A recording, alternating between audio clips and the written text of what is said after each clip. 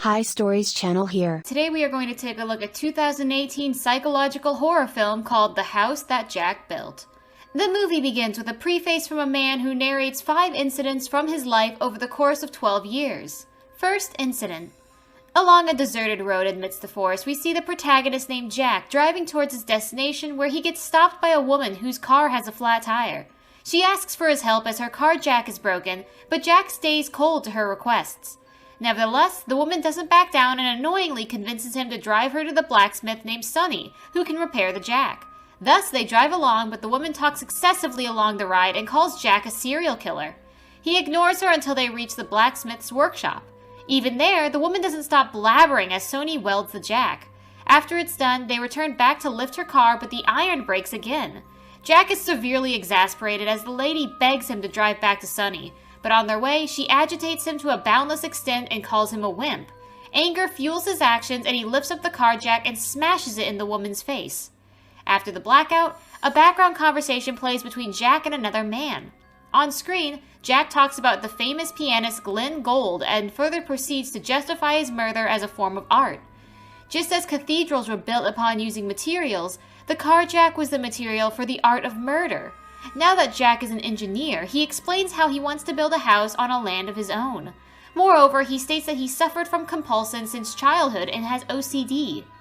The scene then shifts to a street named Prospect Avenue, but its plate has been broken and defines only prose. In the street, there is a walk-in freezer in which Jack drags the body of the lady. In the cold storage, there's a door that he never managed to open, so he leaves it be and proceeds to put the body to safety while wielding some braces for the chamber door. Later, he cleans his own van and hides away the lady's car in the woods where it cannot be seen. The second incident. The second incident begins on a road where Jack stalks a woman walking along. She enters her house and she's right out of sight. Jack walks to her door and tries to enter it by feeding her a story that he's a policeman. The woman asks for a badge, but Jack keeps giving lame excuses to support himself. She doesn't comply, so he eventually gives in and states that he's from the insurance and he could double her pension. Upon hearing that, she lets him into the house where he tries to gain sympathy from her, but exposes his evil side later on, as he tries to strangle her from behind. The lady begins to choke, and Jack starts whimpering as well. He makes a drink and feeds her, but his devilish side takes over and he strangles her to death. He later assures her demise by stabbing her in the chest. Jack then puts her up on a chair and snaps her pictures in a pose. After completing his crazy venture, he wraps her dead body and drags it to his van. Putting it safely inside, he runs back to the house to wipe away all the evidence and blood. As he succeeds, he returns to the van in order to leave the area, but his OCD and compulsions take over as he imagines that there are some stains still left in the house. Therefore, he runs back inside to check on it and continues for a long time in his mind. During his to and fro runnings, a police officer arrives there, which makes Jack dash back into his van and hide away the body in the bushes. The officer inquires about his presence, upon which Jack narrates a story that the woman is missing. The police officer goes in to check the house and Jack follows him. Inside, he successfully manages to trick the officer by speaking too much. The officer asks him to leave, which he does indefinitely. Outside, he takes out the dead body and ties it with the rear end of his van. In his hurry, he drives away as the dead body gets dragged behind him, leaving a massive trail of blood. However, as he reaches the isolated Prospect Avenue, Jack notices the blood trail. But somehow, the luck turns to his side and it starts raining heavily, eventually cleaning off the bloody tracks. Upon that, Jack imagines to have to hire a protector, but in reality, he's just a perverted Satan who analyzes the scraped skull of the woman. After, his psychotic nature is explained that Jack is completely devoid of empathy. During his childhood, he used to hide in the reed fields and then watch the farmers use their scythes in a rhythm. As a kid, he watched them potentially and then catches a duckling in his net. Even as a child, he performed savagery by brutally cutting off the duckling's feet and throwing him in the pond. Jack's sole purpose is to feed his compulsions and justify them as forms of art. He does so by engaging with a woman romantically and then eventually strangling her to death in a calculated method. After finishing up the task, he drags her to the walk-in freezer and proceeds to take the negatives of the photos of all the victims. He brings death upon another old lady who walks down a dark road at night. He runs her over and puts her dead body in his car. With the background talk still going on, he justifies it by Blake's poems, mentioning how Lamb is innocent and how the tiger is represented for savagery. Jack considers it all an artist's nature and proceeds to take the dead bodies to his apartment, where he snaps their pictures together in various poses. Afterwards, he names himself Mr. Sophistication and sends the photo to a newspaper. Being done with that, he explains the importance of the negatives of the photos and how he was mesmerized by them as a kid. At that time, he found the demonic quality of the light, the dark light. The next scene pops up where he builds a model of his house and later goes to his construction site to analyze all the aspects of the building in progress. Amidst all this, he explains how he walks between his own shadows and he needs to kill in order to fulfill his compulsions, otherwise nervous factors start to shadow him. The third incident. This specific incident covers the aspect of Jack's life where he has a family. With a wife and 2 young boys, he travels to the open forest area to practice rifle shooting. His little boy named Grumpy stays back while the elder one named George stays with Jack and becomes interested in watching the weapons. Jack explains the rifle and the shotgun and they climb to a tower where George presses the trigger. Jack takes him to the shooting board and explains how to kill an animal. Furthermore, he mentions the old trophy tradition of hunting. Although Jack has found himself a family, his psychopathic nature doesn't end there, and his lack of sympathy makes him compare his family to a herd of deer without order. So, to maintain his order and solidarity, the ruthless man begins to shoot his own family members from atop the tower. The kids run scared as their father targets them one by one. His wife screams in terror, grief, and agony as her kids die beside her. As for her, Jack counts to 12 and lets her escape, but his ruthlessness gets her and he shoots her down in a ditch. Concluding that, the madman collects dozens of hunted crows and his own family members as the hunting trophies. The tragic event aroused Jack's aggression and he tears down his partially constructed house in order to change the material.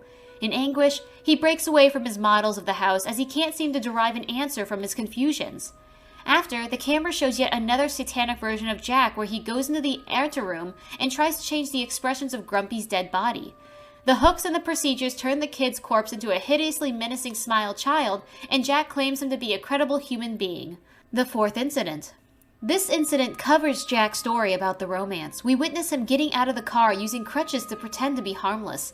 He passes a police officer and goes to meet a beautiful woman who seems overwhelmed and scared by his presence. To get her at ease, he goes to the other side of the room and talks to her via telephone. She shares her insecurities about him leaving her, but Jack reassures her that he isn't going to leave.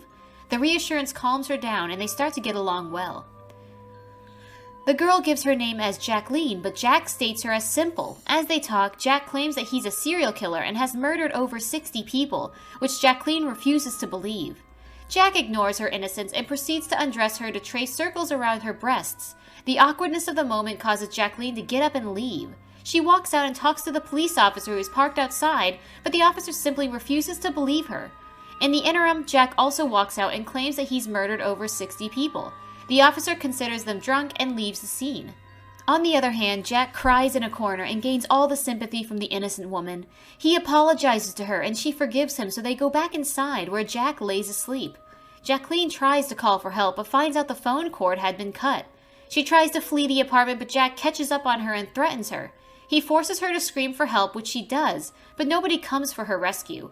Jack even shouts himself and goes to the window, but no one hears their pleas, ultimately extinguishing all hope for Jacqueline. To put an end to her, Jack overcomes her and ties her up with the phone cord.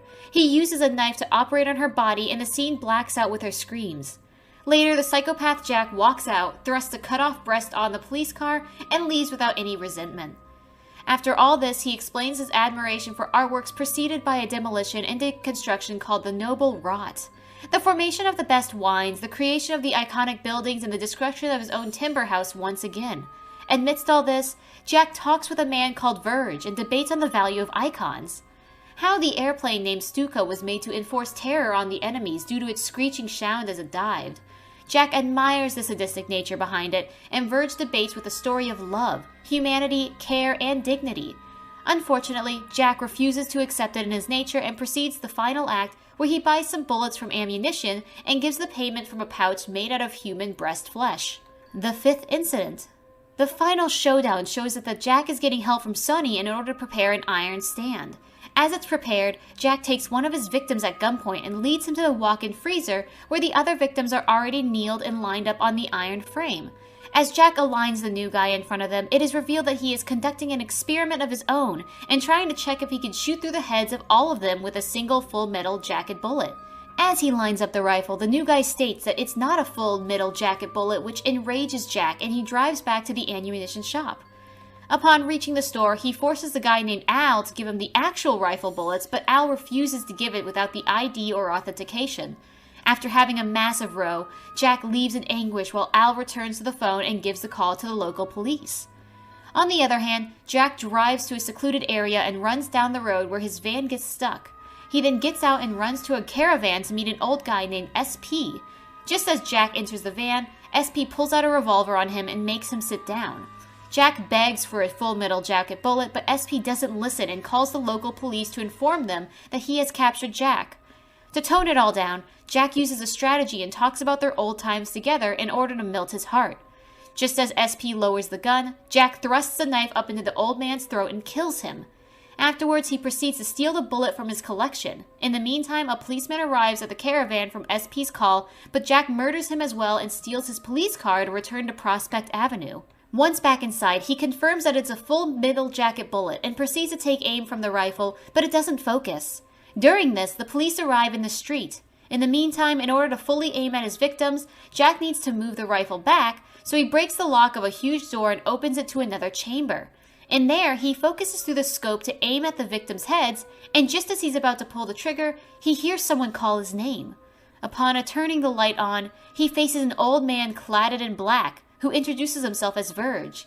He states that he's always been here since the time of the murders and reminds Jack that he needs to build the house. Furthermore, he urges Jack to find the right material for the house. That motivation sparks the psychopath, and he uses the strings and wires to build a house of all the dead bodies he acquired. Once completed, Verge admires his build and invites him inside, where they enter a hole in the floor and the scene fades out. Epilogue Catabasis. This storyline depicts Jack and Verge floating seamlessly in the water. Later, they fly in a bubble and end up in a cave submerged in water. In the cave, they hear a buzzing sound which Verge denotes as the wailing and cries from hell. Afterwards, they enter another gigantic chamber of the cavern, where they lower down the ladders while the background is sprawling with thousands of dead bodies.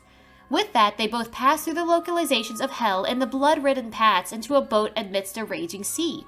After crossing it, they appear in a battered building outside of which Jack notices the farmers plowing the fields with their scythes. Verge remarks it as the Elysian fields, which are out of their bounds. The memories cause Jack's eyes to flood with tears, and his mind revolves around the memories. Afterwards, the scene shifts to a cavern where they reach a broken bridge. Under it flows the red-hot blistering lava. Verge states this is the deepest part of hell, but Jack is not destined for it. Furthermore, across the bridge is the way out of hell. Jack listens to it and decides to climb the steep rocks around the cavern to the other side. Verge bids farewell to him, and Jack slowly begins to clamber along the sharp rocks.